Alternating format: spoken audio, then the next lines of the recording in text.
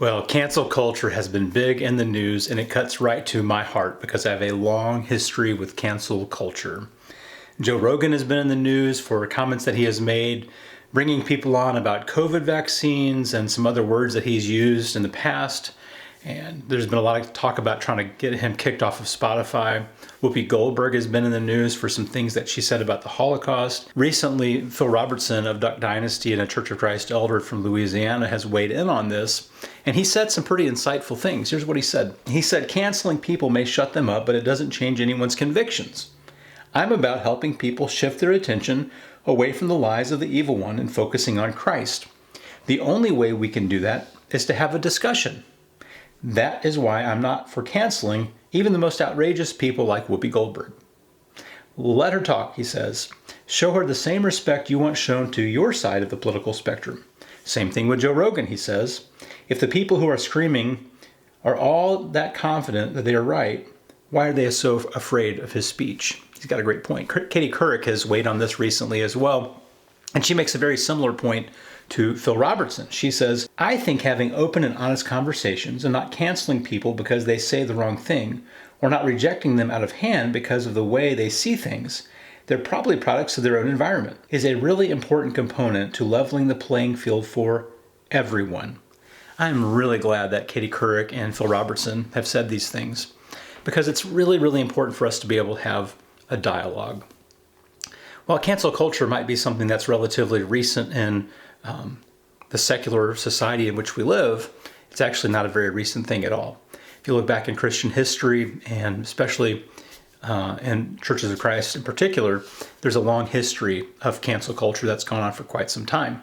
I want to talk about that, and I want to talk about why that's significant, what we can do about it. There's been a real push against denominationalism, say you can't have anything to do with the church that does X, Y, and Z. You don't even want to be seen with them or be around them.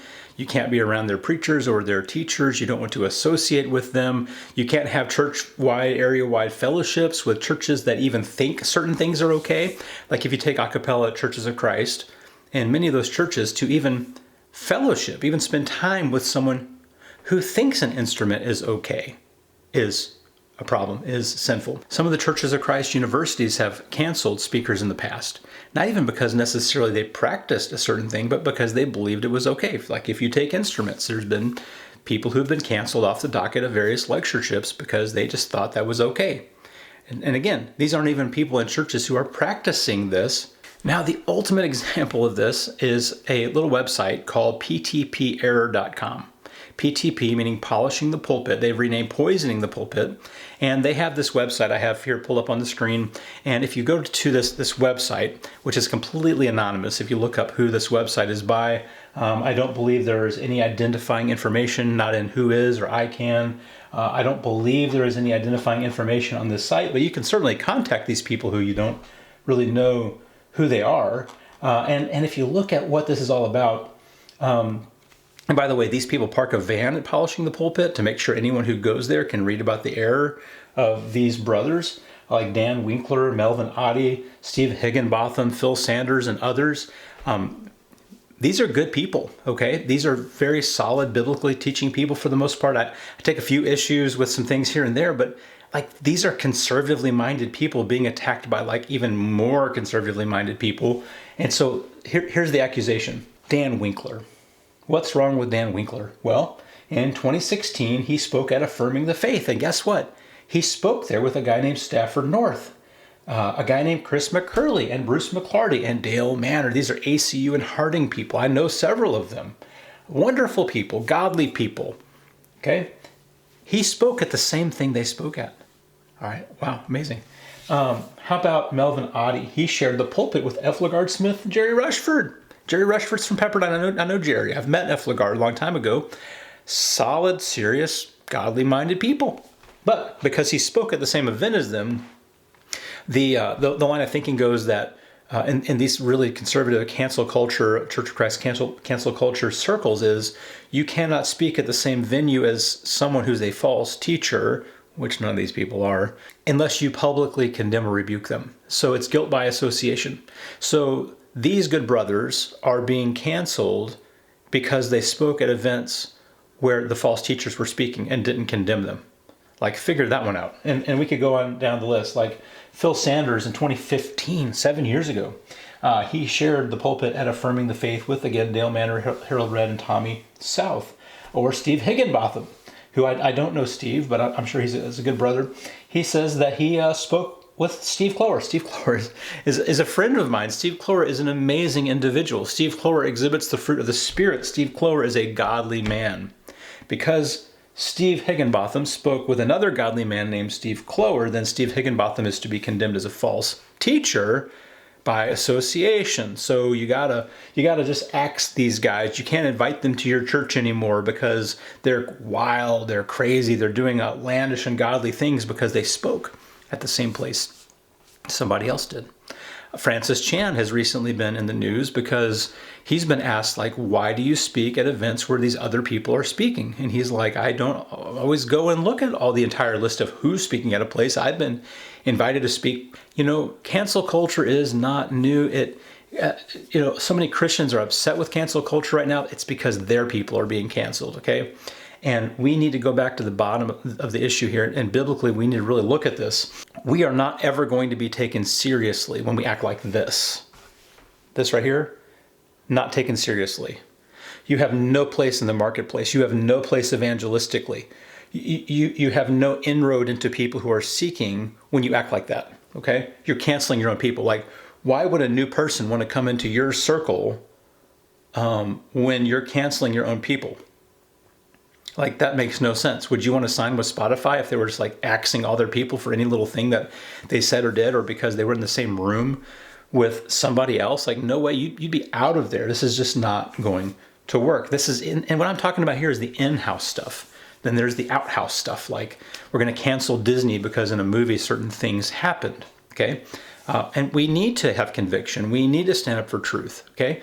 But this is not what that looks like. Boycotting, canceling, trying to do financial harm and ruin, even to these brothers by getting them uninvited from places because they spoke at the same event as someone else is ludicrous. It's really pretty crazy, and it makes us look pretty crazy.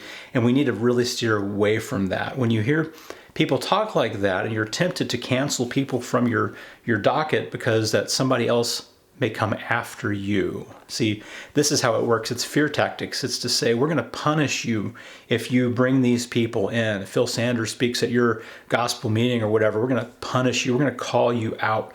We're going to make you pay, because that's what Jesus would have done, right? Yeah, no, wrong. So here's what Jesus prayed about this. He says, my prayer is not that you take them out of the world, but that you protect them from the evil one. They are not of the world, even as I am not of it. Sanctify them by the truth. Your word is truth. And you sent me into the world. I have sent them into the world. For them I sanctify myself, that they too may be truly sanctified. He says we're in the world. The world's a messy place. And we're going to have to deal with what life looks like in the world around all kinds of people. We're going to have to get along. We're not here to punish people. We're not here to be ruthless to people. And God is not whisking us and hermiting us out into the wilderness to get us away from the world.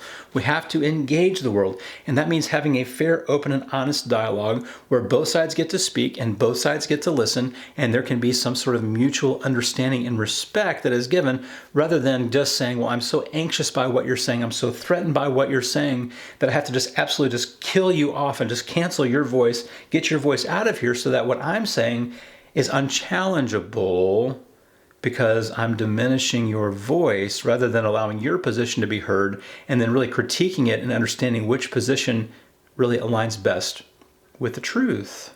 What do we really have to fear in all of this? This website here, ptperror.com, is a fearful website. That's all I read about. These people are so dangerous, not for anything they have ever personally said, but because they know people or were in the same room with somebody, or 7-9 years ago shared a pulpit that the other guy was at 7 hours earlier, 2 days before, and now they're sharing the same pulpit. And we're looking at the world like, oh, this cancel culture is awful. We started it. We really started this. Take Paul in Acts 17 to the Areopagus. He doesn't cancel culture them. He quotes their poets, for goodness sake. He invites them into dialogue. And they ridicule him over the resurrection of the dead, but he doesn't cancel them over that. Instead, he listens. He dialogues and he stays there for some time. He does this in Ephesus, where he stays there for a long period of time to engage the people in this theological conversation. You have to be open to people. You have to be respectful of people. You have to listen to people. You can't just have a one-way conversation. We are not a living tract that someone picks up and just has to read and has nothing to say back. You have to really listen to people. And no one's going to want anything to do with us if we act like this. And none of these guys are doing anything wicked. This is not wickedness. It's what Paul said in 1 Corinthians 5:12, where he says, it's not our job to judge those outside the church. It's for us to judge those inside the church. And those who get judged inside the church are not just people who had associations with other people. It's people who are wicked. Steve Higginbotham, Phil Sanders, Dan Winkler, Melvin Oddie, these are not wicked people, okay? Not in the least. And if we're canceling people like that, then how are we ever going to be effective? If the world sees us that divided, how are we ever going to be affected? If we park vans like this out and the world sees that even in the most conservative of conservative circles, that we're canceling that, how are we ever going to get along? How are we ever going to win a convert? That's not salty. That's not light. That's darkness. Okay? So we've invented cancel culture, and now we're sleeping in the bed that we've made, and we're experiencing it on the other end, and we don't like it. But we went there first. Let's never forget that. We created this thing because we didn't want to hear things that made us upset or anxious, and so we insulated, isolated, canceled, pushed people out, expelled people, not for wickedness, but because we disagreed with them. And we lost so much in the process. We lost time with brothers and sisters in Christ who had so much to teach us. We lost time and experience with people who were bearing the fruit of the Spirit because we were afraid of a point of view that did not match our own, and we did not have any robust way of vetting new ideas or even old ideas. And so we're sleeping in the bed we've made. So let us open ourselves up to dialogue and respect with people we disagree with, and maybe, just maybe, we will learn something from them. Maybe Joe Rogan has something to teach us. Maybe Whoopi Goldberg has something to teach us. Maybe Katie Couric or Phil Robertson or Phil Sanders or Melvin Oddie has something to teach us, or Steve Higginbotham or Steve Clower or Dale Manor or Bruce McClarty, or these people who are amazing people of God. What a shame they're being called out like this. We need to repent of that because we are so distracted when we do things like that. And this doesn't mean we have to affirm unrighteousness or untruth or ungodliness. No, we call that for what it is, but that's not what's going on, and we all know that. So thanks for watching the video today. I'm just going to throw a couple more up here on the screen and recommend these for you to follow up with these. I hope they bless you. Thanks for watching. Tell a friend and see you soon.